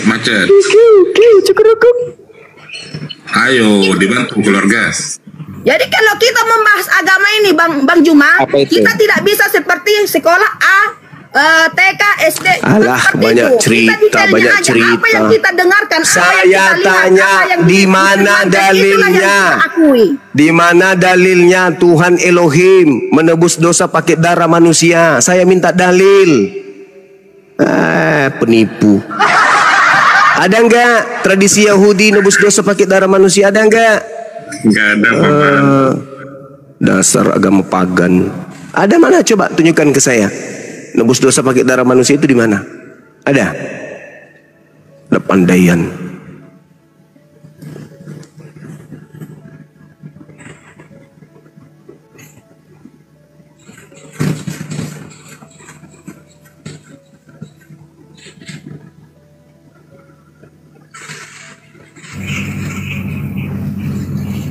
Jelas-jelas Yesus berkata kok. Saya minta dalil. Itu iblis yang kau maksud, itu iblis. Jangan kau menipu dengan ajaran itu. Jangan. Kamu yang memutar-balik agamamu. Agamamu yang memutar-balik. Bang Juma itu boleh. Agamamu yang memutar-balik. Agamamu yang memutar-balik hukum Tuhan. Hukum Tuhan mengatakan, ajarkan kepada orang Yahudi apabila mereka hendak mempersembahkan kurban penebus dosa, maka hendaklah mereka mempersembahkan domba, kambing, sapi, lembu. Nggak ada manusia, tuyul. Malah Tuhan marah di Imamat 18:21. Janganlah engkau mempersembahkan manusia kepada dewa Molok. Aku sendiri akan menghanguskan dan menghabiskan, melenyapkan orang yang mempersembahkan manusia ke dewa Molok. Paham sampai situ? Paham? Imamat 1 nomor 2, perintahkan, katakan, kabarkan kepada orang Yahudi apabila mereka hendak mempersembahkan kurban penebus dosa, hendaklah mereka mempersembahkan kambing, domba, lembu, sapi. Nggak ada manusia. Dari mana Kristen dapat manusia tebus dosa? Dari mana? Ayo, dari dewa Molok. Emang siapa tadi yang bilang manusia menebus dosa umat Kristen? Ada Bang Juma, ada saya berkata demikian. Ada. Loh, tadi Yesus mati untuk dosa siapa? Saya bertanya dulu, ada saya tadi bilang kalau ya kamu tadi yang mengatakan Yesus itu mati untuk tebus dosa pakai darahnya. Nah sekarang ada tadi coba saya tunjukkan bilang, manusia menebus dosa kami. Ada. Jadi siapa yang menebus dosamu di tiang salib itu siapa? Kambing? Ada saya bilang tadi manusia. Iya saya tanya, yang mati di atas salib untuk dosamu itu kambing atau kucing? Yesus itu manusia atau setan? Tidak manusia. Tidak manusia. Lalu apa kalau bukan manusia? Itu Allah kami. Jadi Tuhanmu mati nebus dosamu? Iya benar. Karena itu dibuatkan oleh Allah. Oke, baik. Pada saat Tuhan mati, alam semesta ini siapa yang menjaga sebagai Tuhan? Bang Juma ini kurasa ada pauk-pauknya, kurasa ada logika, kurasa. Malu. Begini Bang Juma, ketika begini. Tuhanmu, dengarkan dulu ketika Bang Juma. Tuhanmu mati, kasih dulu ketika saya Tuhanmu mati, dengarkan dulu Bang Juma. Ketika Tuhanmu mati, yang menjaga alam semesta ini siapa? Dengarkan dulu Bang Juma, biar saya jelaskan. Karena Bang Juma ini harus ke TK. Ketika Tuhanmu mati, ya? Ketika Tuhanmu mati, yang menjaga alam semesta ini siapa? Ketika Tuhanmu mati, yang membangkitkan Tuhanmu dari kematian siapa? Udah bisa saya jawabnya? Ya. Sudah. Ya. Dengarkan Bang Juma ya. Yesus itu adalah anak Allah. Saya tidak tanya itu. Dengarkan dulu Bang Juma itu jangan asal menyok nanti. Iya, kamu mau nipu saya gitu? Gak bisa. Tipuanmu itu gak cocok sama aku. Seorang Bang Juma gak boleh ditipu dong. Iya, maka dari itu saya tanya. Maka dari itu saya tanya.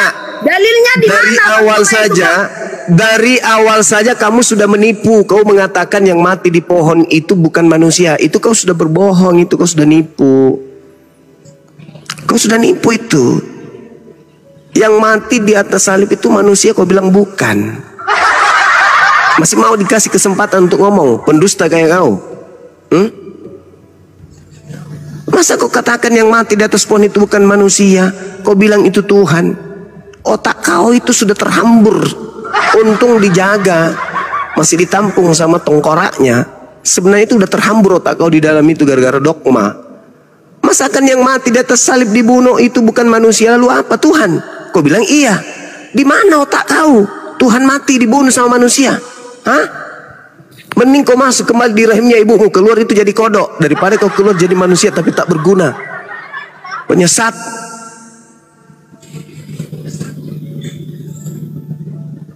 Penyesat kau itu. Kau sudah sesatkan dirimu, kau pingin pula orang lain juga ikut-ikutan sesat kayak kau. Masa kau bilang yang mati di atas salib itu bukan manusia? Lalu Yesus, kau pikir apa Yesus itu? Kucing. Kau bilang Tuhan, ya itulah kau gilamu. Masa Tuhan mati? Atau kau pikir biarlah mati satu Tuhanku? Yang gila. Karena apa? Karena Bang Juma tidak merasakan kasih Yesus itu bagaimana. Kasih itu Yesus bagaimana? Mana kasih Yesus? Nggak ada kasih Yesus yang kita bahas di sini. Yang kita bahas di sini, ketika Tuhan mati, yang menghidupkan Yesus siapa? Kalau Tuhan mati, itulah kuasanya Allah. Namanya bagaimana mau kuasa lagi? Roh Kudus. Makanya dia tidak memiliki kematian. Saudari, bagaimana mau kuasa? Kematian 3 hari dan bangkit di hari ketiga. Bagaimana? Siapa yang bangkitkan? Bukan siapa yang bangkitkan? Muhammad mati selama-lamanya dikubur. Siapa yang bangkitkan? Itu mati di hari ketiga bangkit. Siapa yang bangkitkan? Siapa yang bangkitkan Tuhanmu ketika Tuhanmu mati? Ikan teri pakai helm. Siapa yang membangkitkan Tuhanmu? Hari ketiga Bang Juma. Siapa yang membangkitkan Tuhanmu?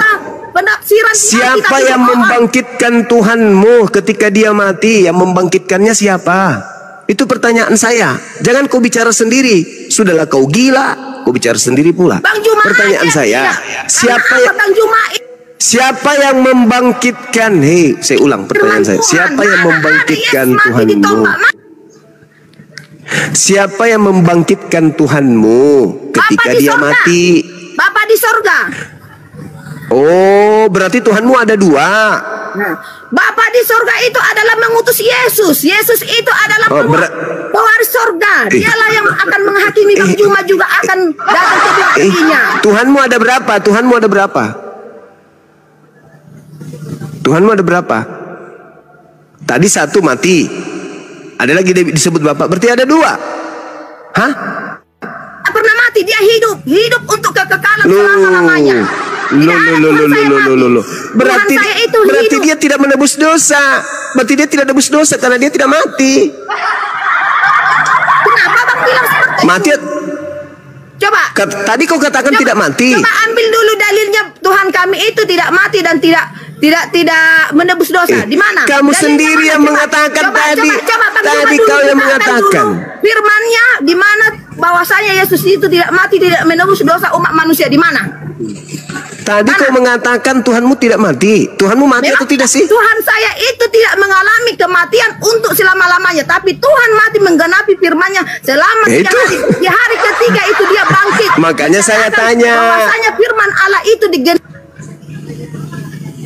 bukan mati. Makanya saya tanya sama Muhammad Anda. Mati selama-lamanya saya tanya sama Anda. Di hari ketiga, dengar. Saya tanya sama Anda kan.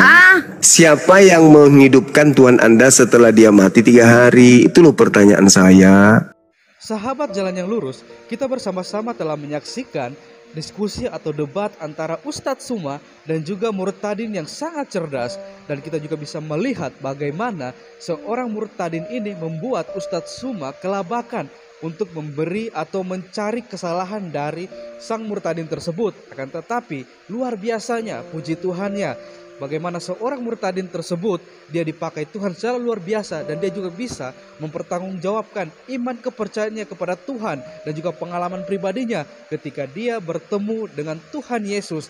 Dan bagaimana ketika dia bertemu dengan Tuhan Yesus, dia mendapatkan satu ayat, dan ayat itu yang membuat dia pada akhirnya memutuskan untuk sungguh-sungguh percaya kepada Tuhan sebagai Tuhan dan Juru Selamatnya secara pribadi.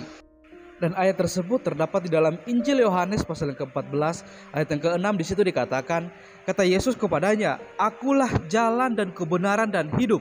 Tidak ada seorang pun yang datang kepada Bapa kalau tidak melalui aku." Sahabat jalan yang lurus, firman Tuhan ini sangat jelas mengatakan bahwa hanya Yesuslah jalan, kebenaran dan hidup. Dan hanyalah Yesuslah jalan yang bisa membawa kita menuju kepada Sang Bapa itu sendiri. Ketika kita sungguh-sungguh percaya dan beriman kepada Dia sebagai Tuhan dan Juru Selamat umat manusia.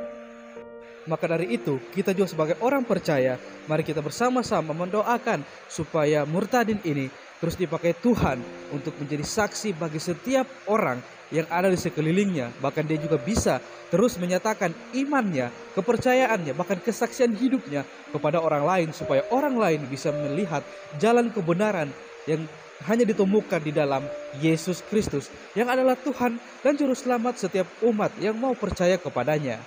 Dan melalui diskusi tersebut saya menarik satu kesimpulan bahwa semakin orang di luar sana mencari cara untuk menjatuhkan bahkan menyerang iman kekristenan atau mencari-cari kesalahan di dalam Alkitab, maka kebenaran yang sesungguhnya di dalam kekristenan dan di dalam Alkitab akan terungkap dan orang akan melihat bahwa hanya Yesuslah Tuhan dan Juru Selamat, jalan keselamatan bagi setiap orang yang percaya kepadanya. Sekian video dari saya, Tuhan Yesus memberkati kita semua.